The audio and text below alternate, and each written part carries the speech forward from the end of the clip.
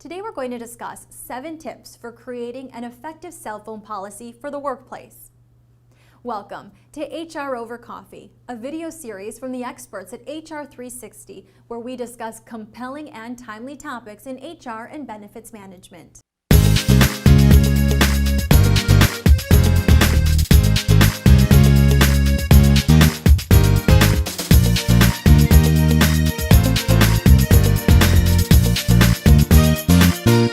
It's likely that most, if not all, of your employees bring a personal cell phone to the office.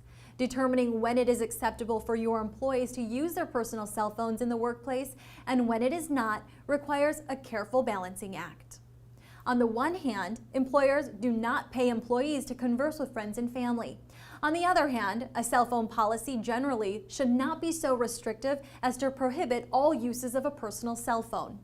Employees may need to check in on their children, for example, or may need to attend to important personal matters during business hours, such as doctors or pharmacists. What to include in an effective cell phone policy?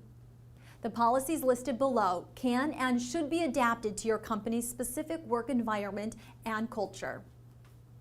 For example, businesses that rarely have clients or customers at the worksite may choose to have a more lenient policy than those where current or prospective clients or customers visit regularly. Number 1, employees should make personal cell phone calls during break or lunch times to the maximum extent possible. Number 2, frequent or lengthy phone calls are not acceptable as they may adversely affect the employee's productivity and disturb others. Number 3, employees should be encouraged to use common sense when making or receiving personal cell phone calls at work. For example, employees should speak quietly and reserve personal or intimate details for non-work hours. 4, personal cell phone use, even when permitted, must never include language that is obscene, discriminatory, offensive, prejudicial, or defamatory in any way, such as jokes, slurs, and/or inappropriate remarks regarding a person's race, ethnicity, sex, sexual orientation, religion, color, age, or disability. Personal cell phones generally should not be used for business-related purposes unless a business-provided phone is not available. 6, employees should turn off ringers or change ringers to mute or vibrate during training, conferences, and the like when meeting with clients or serving customers, and if an employee shares a workspace with others. 7, the use of cameras on cell phones during work time is prohibited to protect the privacy of the employer as well as of fellow employees. Finally, for employees on the road, texting while driving puts millions of Americans who drive on the job at risk every day.